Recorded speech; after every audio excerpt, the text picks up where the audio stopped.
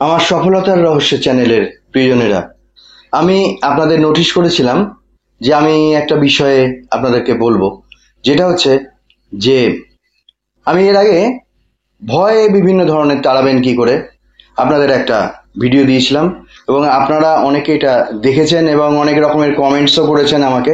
তো আমি বলেছিলাম আমি খুব শীঘ্রই সেকেন্ড একটা পার্ট দেবো। তো আমি আজকে সেই সেকেন্ড পার্টটা আপনাদের বলছি, যেটা আপনি একটা যে স্থানে বসতে আপনি উপযুক্ত স্বচ্ছন্দ বোধ করেন, আপনি সেই রকম একটা স্থানই বেছে নিন যেখানে আপনি বসবেন। আপনি সেই একটা স্থান বেছে নিন, সেখানে বসুন। বিছানার উপর হতে পারে, শুদ্ধ একটু গঙ্গা জল ছিটিয়ে নেবেন বা শুদ্ধ জল ছিটিয়ে নেবেন। ঠাকুরের সিংহাসনের আসনের সামনে বসুন। আপনি যত বয়স্কই হোক, কনফাইন্ড ম্যান হোক আর ইয়ংই হোক, কম বয়সী হোক, যে কোনো বয়সী 18 থেকে আনলিমিটেড এজ, এখন 100, 110, 90, 80, এটা একটা সাধারণ এজ হয়ে গেছে বাঁচার। মানুষ বাঁচছেন এবং ভালোভাবেই বাঁচছেন। তো কিছু রোগ ব্যাধি তো হবেই। তো আমি যেটা বলছি, এটা আপনি পূর্ণতা পাবেন কি করবেন? বসবেন আপনি স্বচ্ছন্দ একটা স্থানে, পরিষ্কার শুদ্ধ স্থানে। যদি হেলান দিয়ে বসার কমফর্ট বোধ হয় তাহলে হেলান দিয়ে বসবেন। চোখটা বন্ধ করবেন, হাত দুটো নিজের কোলের কাছে স্বচ্ছন্দভাবে রাখবেন। রেখে চিন্তা করবেন যে আমি বসে আছি একটা ফাঁকা ঘরের মধ্যে, এবং ঘরটা যে খুব ঝাঁ চকচকে তা নয়। মেঝেটা বেশ পুরোনো দিনের একটা ঘর, জনমানব কেউ নেই, সব কটা দরজা জানলা যা আছে সব বন্ধ। আপনি যে দরজা দিয়ে ওই ঘরে ঢুকেছেন সেটাও আপনি বন্ধ করে দিয়েছেন, এবং আপনি মেঝেতে একটা আসন বিছিয়ে সেইখানে বসেছেন। বসে আপনি দেখছেন কি, ওই ঘরের একটা দরজা আছে আপনার মুখোমুখি। সেই দরজাটার মুখোমুখি আপনি মেঝেতে বসেছেন, এবং দরজাটা কিন্তু বন্ধ, আপনার দিক থেকে নয়।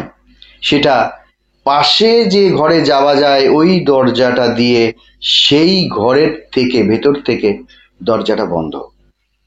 আপনি সে একটা বন্ধ দরজার সামনে আসন পেতে ধ্যানের মতো বসে আছেন।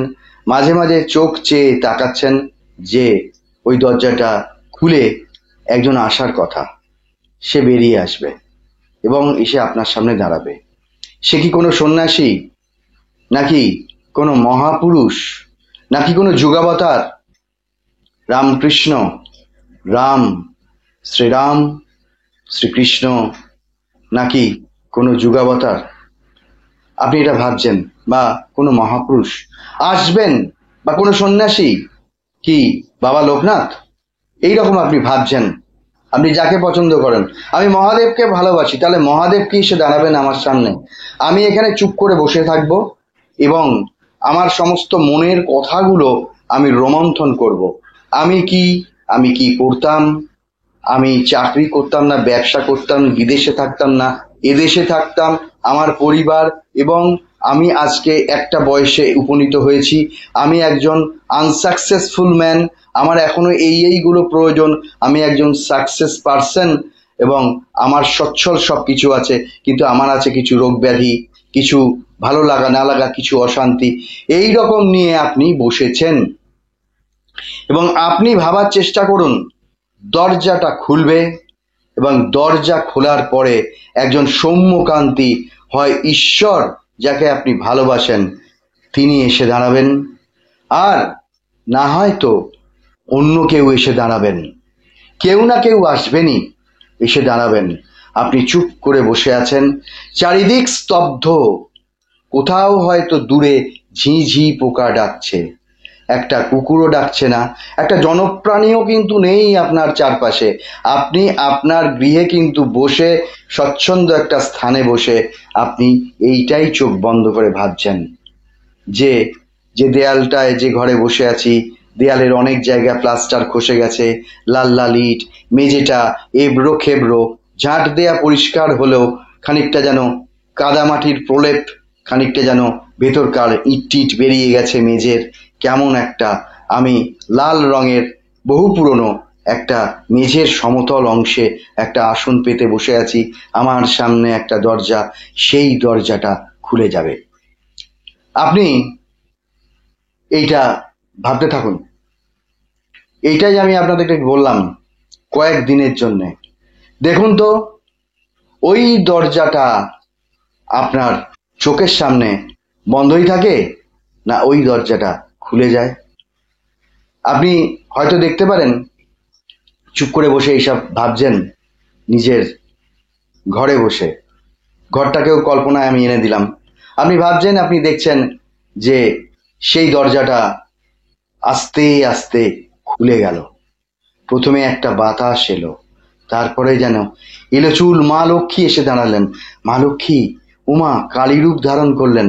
তারপরে মা দুর্গা, মা শীতলা, মা জগদ্ধাত্রী, মহাদেব শিব বেরিয়ে এলেন, ভগবান শ্রীকৃষ্ণ এসে দাঁড়ালেন, রাধারানী এসে দাঁড়ালেন, কিংবা চৈতন্যদেব এসে দাঁড়ালেন, রামচন্দ্র এসে দাঁড়ালেন, আরো কত দেব দেবী এসে দাঁড়িয়েছেন আপনার চারপাশে।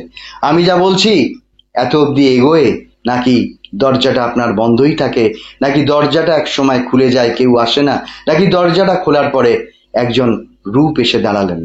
আপনি যদি একজন ভীতু মানুষ হন, এই যে সাবজেক্টটা দিলাম, এইটা বসে যখন নিজের বিছানায় করবেন, আপনি হনুমানজির মতো বীর বিক্রমে উঠে দাঁড়িয়ে বলবেন, কি ভয় ভয় করতাম এতদিন আমি, কিসের ভয়, আমি তার নাম করেছি, আমার আবার কিসের ভয়, আমার কোনো ভয় নেই, আমার কি আটকে আছে জীবনে, সব খুলে যাবে, দরজা একটা একটা করে খুলে যাবে।